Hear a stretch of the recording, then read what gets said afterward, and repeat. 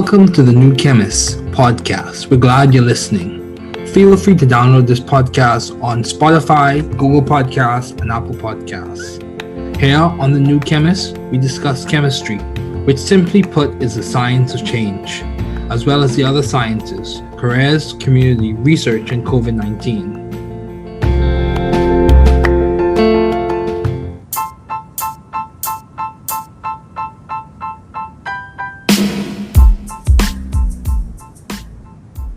Welcome to the New Chemist podcast. We're so glad you're listening. Feel free to download this podcast on Google Podcasts, Apple Podcasts, Spotify, Stitcher, and a variety of other platforms. Here on the New Chemist, we discuss chemistry, which simply put is the science of change, as well as the other sciences, careers, community, research, and Nobel Prize lectures in chemistry and the analysis of their speeches. We're happy you're tuning in. My guest today is Dr. Trevor Johnson. Thanks for joining me today. It is so good to hear from you. Just briefly, I'll inform my audience about you. So, Trevor Johnson. Trevor Johnson is a budding, developing Bahamian leader. He has completed his Bachelor of Education with Biology and Biological Sciences at the University of the Bahamas. He completed a Master's of Science in Climate Change from UE, University of West Indies, Cave Hill, and he completed his PhD in Crisis, Emergency, and Disaster Management. He has also served as a strategic advisor, a climate change specialist and consultant.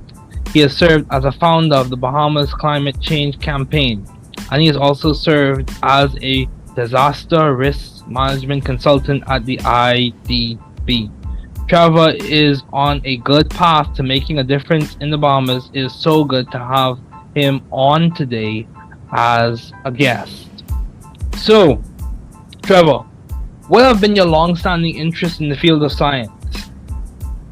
Hi, thank you, David. First, it's so great to be here with you. And yes, I've had a very, very long interest in science. At one point in my life, I think I wanted to be a doctor, but that quickly shifted when I fell in love with teaching. When I completed high school, I love science, and I really wanted to share that love. And when I felt that teaching was one of the best ways to share that love about science. So I taught high school for about 3 years. And then I switched more so from the biological sciences. I was very interested in biology, especially about the human anatomy. I switched from that and I went into environmental sciences. I became very interested in climate change, and I did my PhD in disaster management. While disaster management is a very, very interdisciplinary field, it's very much so more aligned on the social sciences side of things. But I've always had a love for science, always. Yeah, it's interesting, because I've looked at the megatrends, and one of the megatrends involves there being a heavy emphasis on climate change and integrating policies that are able to mitigate some of the changes occurring in our climate. So yeah, I think you will find a lot of utility in your degree, or with your degree and with your training. So how do you maintain view of the bigger picture in your career and in your life in general? So when you face obstacles and challenges, which I'm certain you have faced, what have you done? What toolkit do you use? What strategies do you employ in order for you to keep a good perspective or a healthy, holistic view of what's going on? What do you do, especially for your academic pursuits? In terms of my academic pursuits, as cliche as it sounds, I was always a very hard worker. I was always one of those persons who was driven by passion. And I believe that once you found something that you were passionate about, that made the obstacles a bit more, they didn't come up as much, because, I didn't have to deal with issues such as fatigue or not doing what I wanted to do, because I was doing what I loved. So that helped me a lot, on this path. But of course, like you said, there would have been barriers along the way.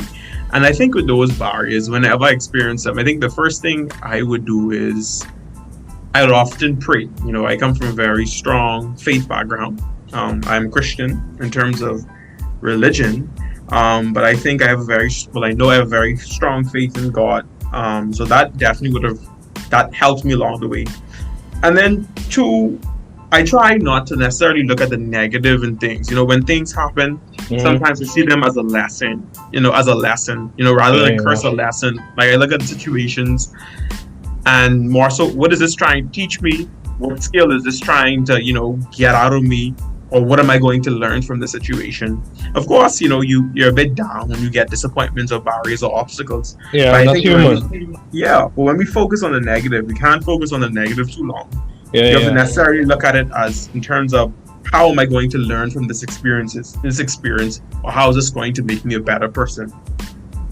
Yeah, I agree. So you almost seeing your experiences with a degree of pedagogical value or teaching. What can this teach me? What skill set do I need to employ, or what skill set can I even gain in the circumstance I could carry with me to the next challenge or next opportunity that I'm going to encounter? So that's very true, and I too have faith in. I too have my faith perspective, my Christian faith perspective, and I could say it definitely helps me as well. So how have you been adaptive and creative in the field of science? I'm sure you in teaching I've heard a lot of discussions about education, so I'm sure in your classroom you probably had to employ a degree of creativity or adapting different types of content to make the students engage. So can you give an example of ways you have been adaptive and creative even in your teaching or in your learning when it comes to science and disasters and climate change and disaster management? Okay, great. So in terms of being a high school teacher, I definitely had to learn to adapt. Because I was a student, I always got science very easy. Something I love, something that I always did. But when I began to teach high school, I realized that everyone, as expected, did not share that love. A lot of students didn't like science because in terms of what science had become in the modern education system, a lot of teachers necessarily chalk and talk with science, especially with biology. Students get a lot of notes, they associate science with a lot of writing, a lot of memorization, things like that. But I tried to take that away from it. And in particular, health science is a lot of content, especially for junior high students, learning about the different body systems, cells and tissues and all of those types of things. Those are things that can become very overwhelming, especially for 7th, 8th, or 9th grader. So what I learned in terms of how to make my lessons more interesting was I learned about this 5E approach when I did my bachelor degree, and I felt like that helped a lot in terms of you engage students, you allow them to explore, then you explain, then you expand, and then you evaluate. And for me, where I really saw my students come to life was in the exploration phase. I'll give an example. Whenever I would teach the unit on blood is a very hard topic for students to grasp. Why? Because when they look at blood, all they see is red liquid blood. Trying to tell students that blood is comprised of plasma and cells, different things, is very difficult. So what I usually do is I would, let students actually make blood. So what we'd do is I'd get water, I'd put a little yellow dye in it to represent plasma, and then I'd usually soak Cheerios in red food coloring so that when they put the Cheerios inside the liquid itself, it becomes red. And then they understand the hemoglobin is found in red blood cells, and it helps to give blood that color. So it's just activities like that help students to see the connection between what science is and how you can actually see it. It's real, it's here, it's there, and it makes the learning process more meaningful. As a 27, 28-year-old, or even as adults, certain concepts are very easy for us to grasp. When you're talking to 11-year-old who, when they cut themselves, they only see this red liquid oozing, and trying to explain to them that you have platelets and plasma and red blood cells and different type of white blood cells running through your veins, that could become a very, very complex, topic for them to grasp. So what I usually try to do is have some sort of engagement and exploration activity so that students could see the content, so that they can experience the content, and they don't necessarily become a passive audience, but rather they become active participants. Oh, that's good. That's very good. Yeah, I've heard about the 5E method too. I tried to integrate that in one of the books that I'm working on and updating in terms of high school chemistry. So yeah, So I've heard of that approach. But yeah, that's very good when it comes to discussing the composition of blood in terms of formed elements and plasma and all this other good stuff. Yeah, that's very Very good. So, how did you seek or find the right environment for you to thrive scientifically and intellectually? How do you go about finding a good institution that works for you? And how are you sure when you're searching? How do you seek and search through to find the environment that works for you, not only scientifically but also intellectually, that allows you to grow and develop as a person and also as a professional? So, what do you do? How do you go about the process? So I'll give an example in terms of when I was doing my PhD, in terms of when looking for a place to study, in terms of how I found my university.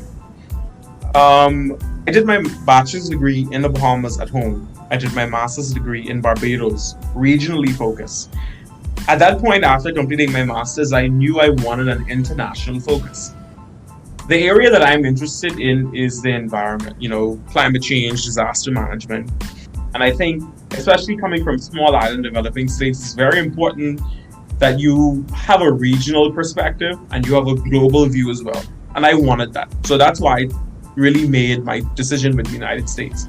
Now, in terms of when looking at a program, there are very few programs in the United States that offers a PhD in disaster management. That's the first thing. As I would have mentioned, disaster management is a very interdisciplinary field, meaning that it's even expressed in where these degree programs are housed. For example, some universities, they would have a PhD in disaster management, for example, in the engineering department, where others would have it in the public policy. Some would have it in sociology. Okay. And so that just goes to show you how interdisciplinary this field is. And what I did was, when looking, I didn't want a specialization in a field. So I didn't want a disaster management degree that was, or a PhD in engineering that was specialized in disaster management, or public policy PhD that was in disaster management. I wanted a full PhD degree in disaster management. Okay. And why I wanted that, because in my working experience between my master's and my PhD, I had a gap year or two. And I started to work with my country's Ministry of Disaster Preparedness Management and Reconstruction. Mm-hmm. And I realized that there was so much things that we did not know. And I know that knowledge could not be filled without having a deep and intimate understanding with the body of knowledge associated with disaster management. That was my impetus for doing a PhD.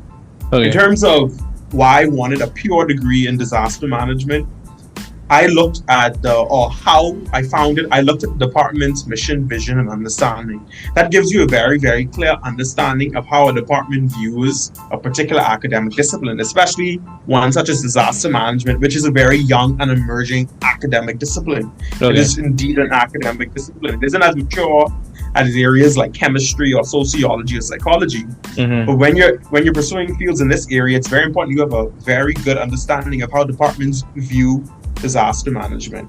Yeah. What are their research interests? And I am more so interested in terms of disaster risk management.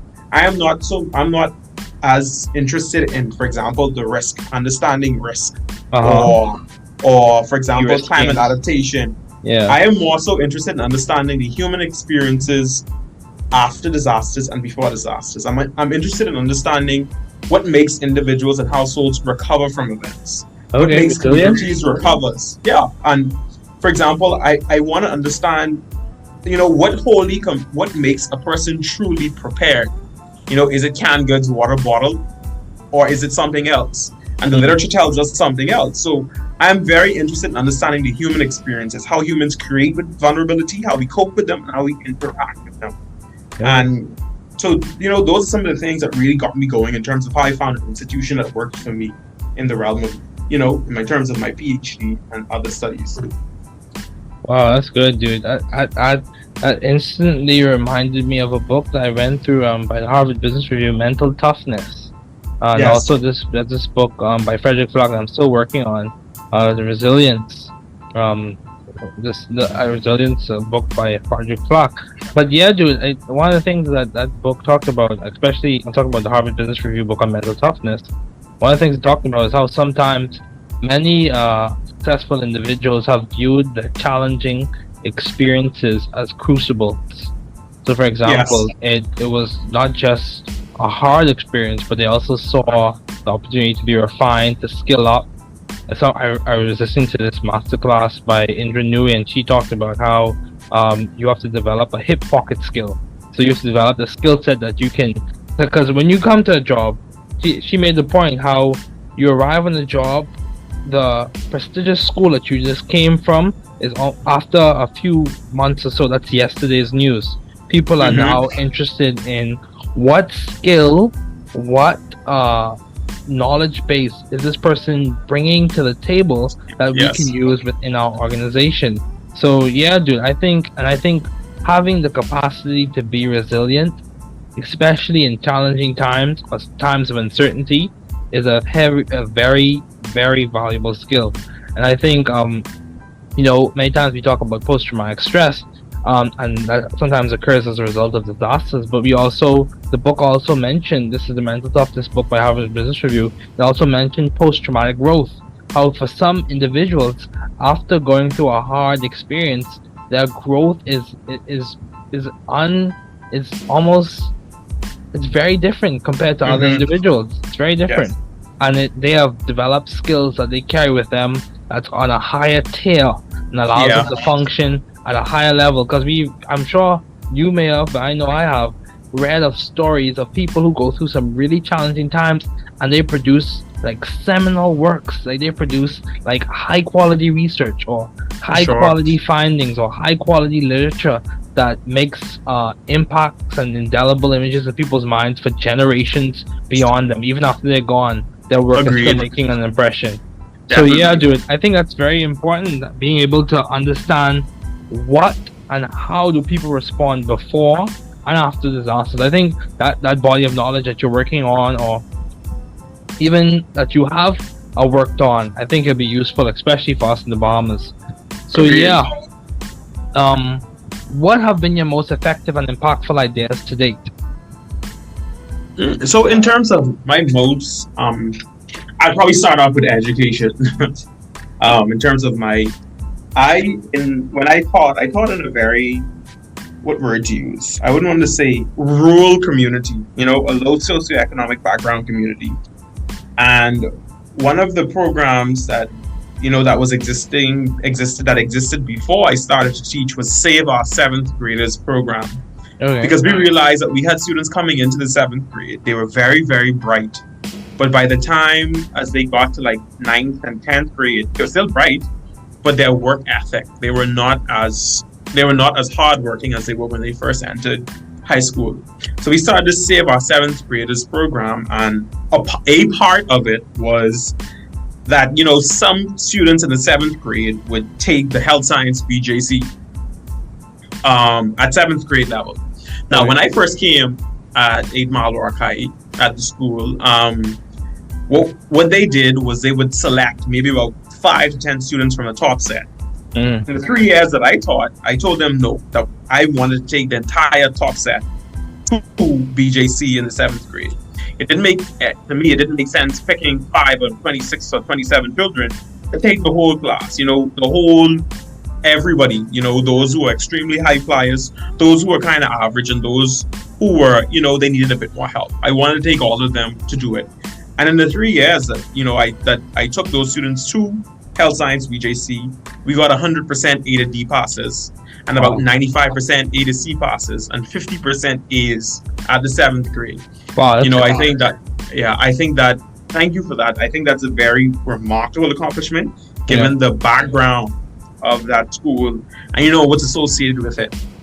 In terms of as a professional, as a disaster management professional, consultant, I think one of my greatest accomplishments so far would be, I'm currently working, because I can't speak on behalf of my organization, I'll just say that I'm currently working on a project, a very, very important project in the space of disaster management, and has to deal with how we professionalize disaster management. How do we build capacity in this space in the Bahamas? We live in a very low-lying, vulnerable, place in the world. The Bahamas is very vulnerable. It's very low-lying. And through that project, we're currently working with higher education partners to see how best we can meet and fill capacity gaps in this space. And I think that's a great contribution to disaster management, considering the fact, of our vulnerabilities, our realities, and then there's a clear human capacity gap in country. Yeah. So that's a very interesting point you make. And this is the thing, Trevor.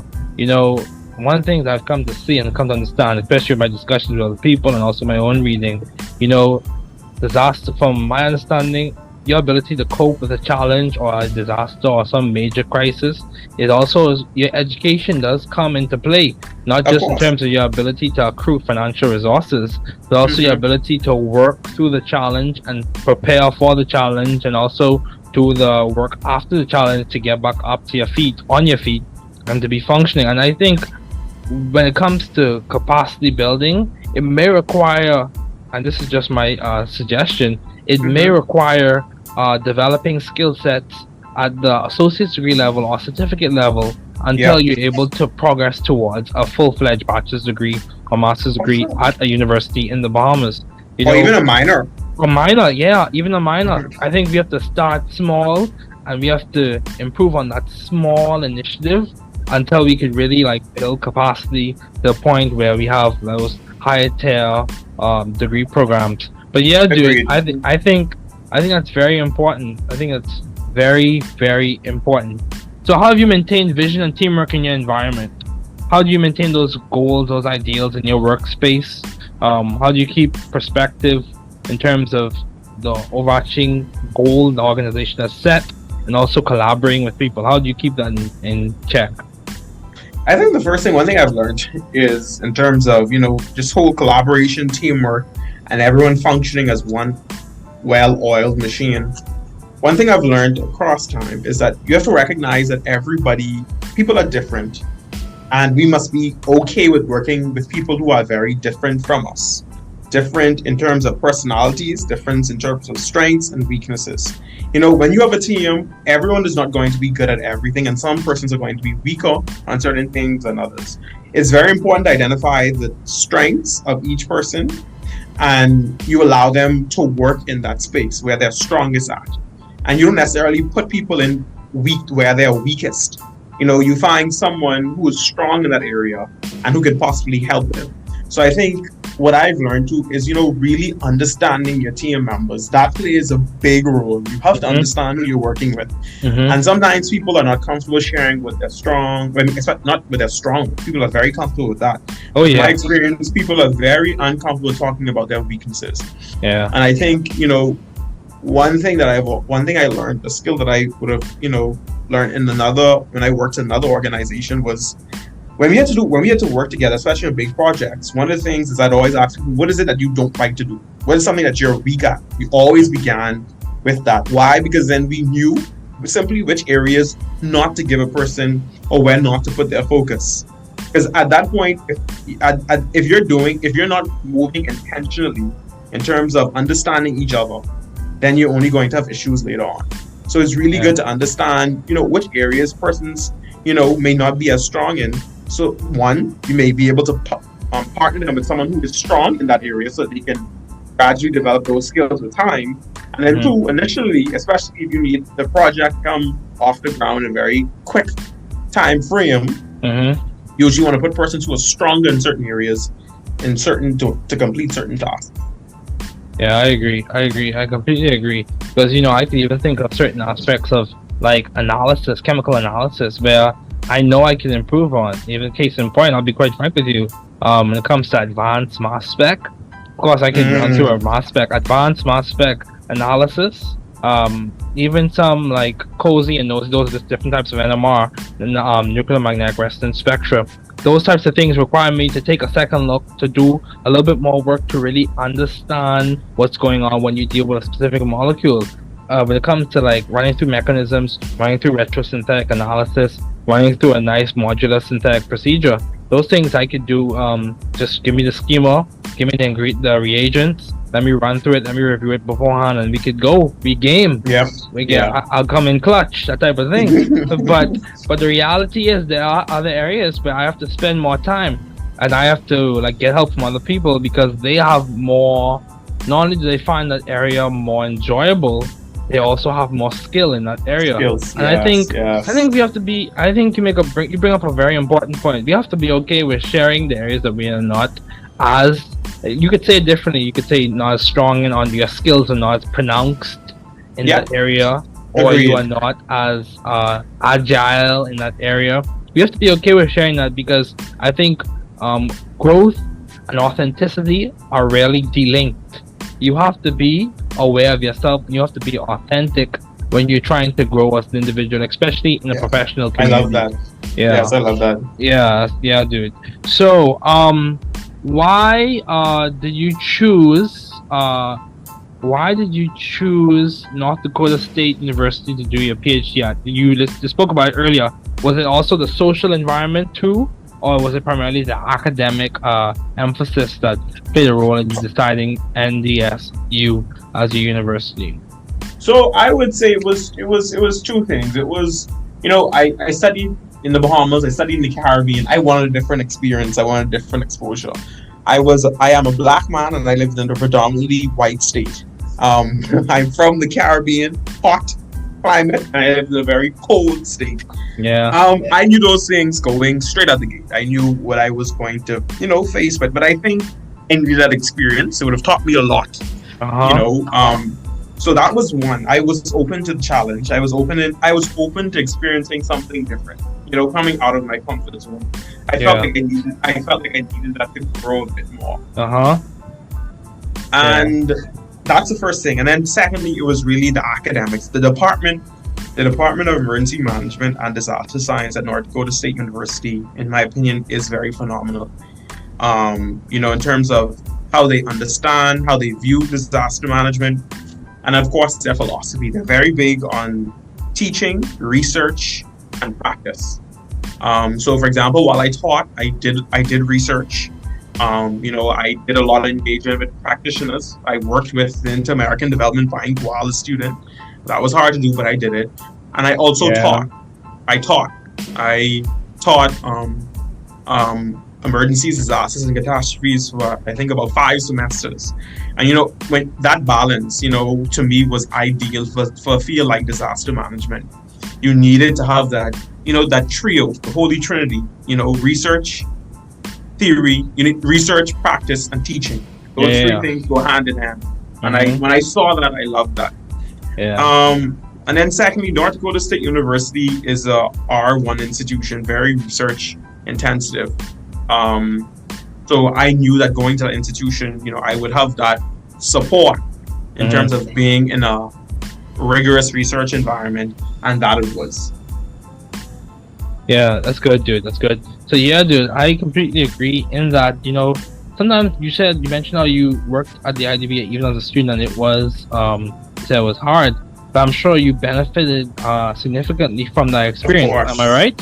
Yes, of course. So even when it came to me in graduate school, dude, I worked on the podcast, I worked on other things as well. I volunteered, I helped out with the foundations, the science and mathematics program, the Science Summer Institute. There are a lot of things, it's almost like when you understand yourself and you understand your capacity to handle certain things, and you have your self-care measures in place, your boundaries in place, it's good to push, it's good to pursue those goals, it's good to do a little bit extra to make sure at the end of the day you have the toolkit of skills that you want, and also the breadth of experiences, both academic, personal, and social, that you would have wanted during those 4 or 5 years you did in some training program. So yeah, that's good. So what advice do you have to those wanting to pursue the field you're currently working in, and what has been some of the most beneficial advice you have received? Persons who are interested in pursuing a degree in disaster management, whether it's at the bachelor's, master's, or doctoral level, I think one advice I would tell them is make sure that you really look and you understand how your department or your unit views disaster management. That's going to be very important. Okay. Like I said, some universities house these degree programs in sociology departments. Some of them stand alone, some of them in geography departments. And where they're positioned is heavily going to influence their curriculum. I would tell anyone to pay very, very keen attention to that. I can't tell someone where to go. I wouldn't tell someone run away from engineering or run away from geography or run away from the public admin people. but it's truly your interest. Mm-hmm. What do you want to do? Mm-hmm. And where you see yourself going. That's the first thing. Yeah. Because when you have an emerging field like disaster management, it's going to take a while for everyone to get on the same accord in terms of how we philosophically view the field. That in and of itself is an entire podcast, and it is a conversation that academics continue to have in the literature, especially those engaged in disaster research and especially disaster management, higher education research. That is a podcast in and of itself. So I would tell people to be aware of that. Be aware of the emerging nature of the field. The second thing, in terms of what advice that I have gotten, I think the advice that stayed with me, that really stuck with me, was one of my supervisors, actually my supervisor at the IDB. We had just completed a very, very successful symposium. We had gotten the success. We had restored client trust. We had done exceptionally well. The team had done very well. And one thing my supervisor told me was that she told me never to lose my human touch. She always told me that regardless of how many degrees you get, how many job offers you get, she said, she reminded me to stay humble, to remain as humble as I was. Yeah. And because when you remain humble, when you keep that human touch, people are going to want to work with you more. You make things very easier to do. And, it's just going to be better for a team.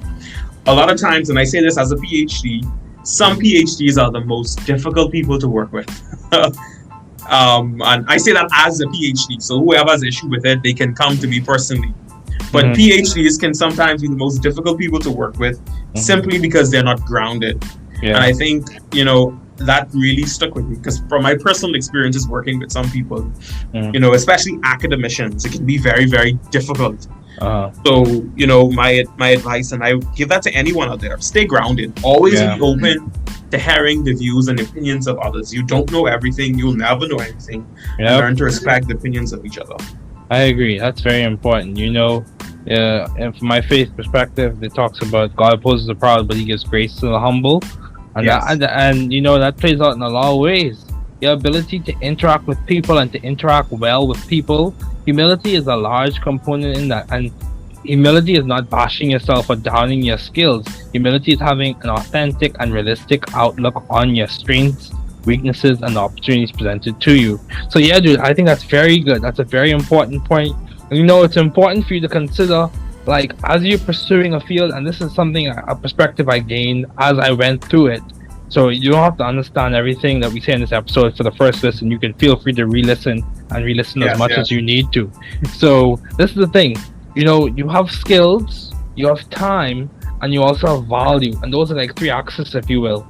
You have to think about, how do the skills I'm getting now translate over time? Will they still be as valuable to me and to others as they are now in the next 5, 10, or 15 years? That's why climate change is such a hot topic, because in such a hot area to get skills in or have a degree of competency in, because trends are leaning towards that heavily in terms of investing in climate change infrastructure, climate change resilience, having an understanding of what it takes to be resilient, all of those things, given the current situation on our planet.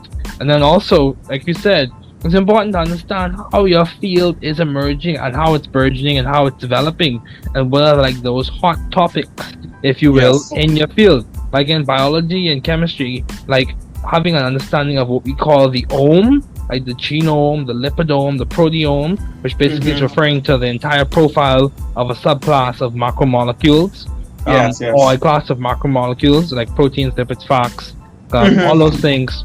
That's very in a way it's hot, and it's people are now looking at the perspective, or looking at diseases from the perspective of, how does my understanding of the lipidome translate into me making an impact with this specific pathology?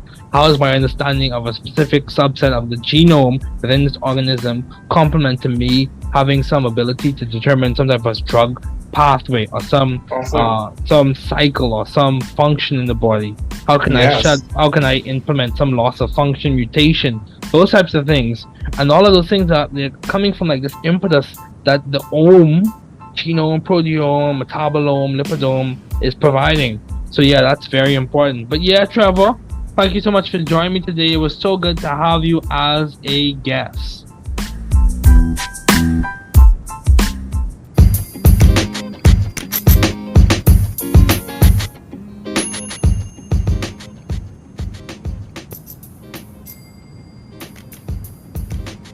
Two, three, and for 5. Biochemistry is the chemistry of life. With C, N, O, H, calcium, PKS at 95%, the dry weight best. Yet, most of the organism can falter since they are 70% water. Theories on origin postulate and say that life today arose from simple organic molecules. Polymerization of them is a fact when completed self-replication capacity intact. Compartmentalization, membrane formation, endosymbiosis for prokaryotic to eukaryotic formation. Look at the mitochondria and we can see evidence of Margulis ideas most definitely. With the kernel, U before the kernel, pro with the membrane, U with no membrane bound pro, yo, BAE, bacteria, archaea, and eukarya, I say, BAE. Eukaryotes are like your animal and plant and fungi cells. Prokaryotes like your bacteria and archaea. Bacteria and archaea are similar outwardly, but different inwardly. Let's recap with a thermodynamics wrap. First law states, never destroyed or created, energy is always conserved. Continuing on to the next verse. Second law states, learn about entropy at least from the basis of the micro state. In the system, it tends to increase. Constant, as this verse, is the entropy of the universe. Third law states, completely zero Kelvin, or absolute crystalline solid at zero. I'll tell you a thing or two about the ideas of Josiah Gibbs. Ideas. You know who? Josiah Gibbs. The energy to do work. Gibbs free energy. When positive, non-favored. When negative, favored. Enthalpy. When positive, endo. When negative, exo. So, I will dare you to do your very best. But before there, let's talk about Le Chatelier. If a system is at equilibrium and one of the parameters is changed, the system will shift so as to restore the equilibrium. Since it is adored, respected, controlled, redirected, ideally simple and steady state. Yeah, that is very great. Quick maths, oh yeah. Quick facts, oh yeah. Quick review with you know who. Mitochondria is like the Bank of America, but it produces energy, currencies to help the cell run efficiently. The processes, the cycles, the paths, it helps the cell run its machinery efficiently. Let's talk about the main big chief, the nucleus, the cellular CEO or executive branch. It ensures regulation and successful replication. It ensures good maintenance of good information. It ensures the blueprint is followed correctly with the other members helping cooperatively. The executive branch, your nucleus, ensuring organization on every cytoskeletal branch. Golgi,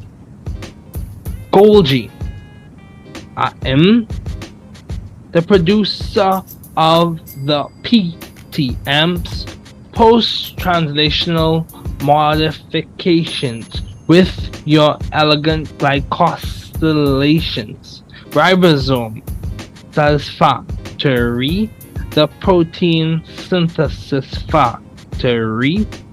SER, smooth endoplasmic reticulum, lipid modification, synthesis of steroid hormones, and it is in the detoxification zone. RER, rough endoplasmic reticulum, modifies, packages, and transports those proteins in that cellular cord. Centrioles shine in anaphase during that replicative cellular dance. The vacuole, you may see it in a microscope, in a cell by chance. Cytoskeleton, keeping the show intact with kinesin, dynein, and myosin, titin, like that. These help with that vesicular transport race.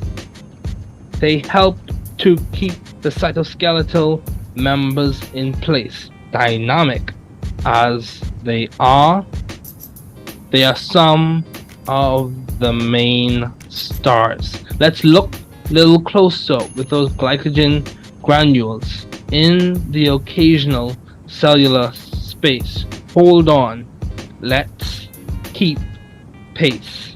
Testing 2, 3, and for 5. Biochemistry is the chemistry of life. Intermolecular force, covalent bonds, protein levels of structure. Linear is one level with those amino acid chains. Primary, that is called, and that is a fact. Moving up with the beta strands, then sheets and the alpha helices, they meet. Secondary then has made its stop. 3D structure, and the tertiary just dropped with those subunits. Most definitely, we have finally reached the quaternary. Testing 2, 3, and 4, 5. Biochemistry is the chemistry of life. DNA with its adenine, deoxyribose, and phosphate. Hydrogen bonding to that thymidylate. Then with the G, triply hydrobonded to the C. Triply hydrobonded to the C. The guanosine, phosphate, cytosine, and phosphate imparts the chief nucleic acid is made of nucleotides from the DNA with the histones to the beads on a string. Your nucleosomes to the chromatin, making your chromosomes order, regulation, and your signaling cascades S, G1, G2, and M. Testing 2, 3, and 4, 5. Biochemistry is the chemistry of life. Water on the wall with the dipole and dipole. Bonds with the hydrogen bonds you see. Its intermolecular bonds elegantly. High heat of fusion, just think, allows water to act as a heat sink. A high heat of vaporization. IMFs complement. Dissolution of most polar compounds, and its ice is less dense than liquid water. 70% of the organism, and yes, they still can falter. Testing 2, 3, 4, and 5. Biochemistry is the chemistry of life. Testing 2, 3, and 4, 5. Biochemistry is the chemistry of life.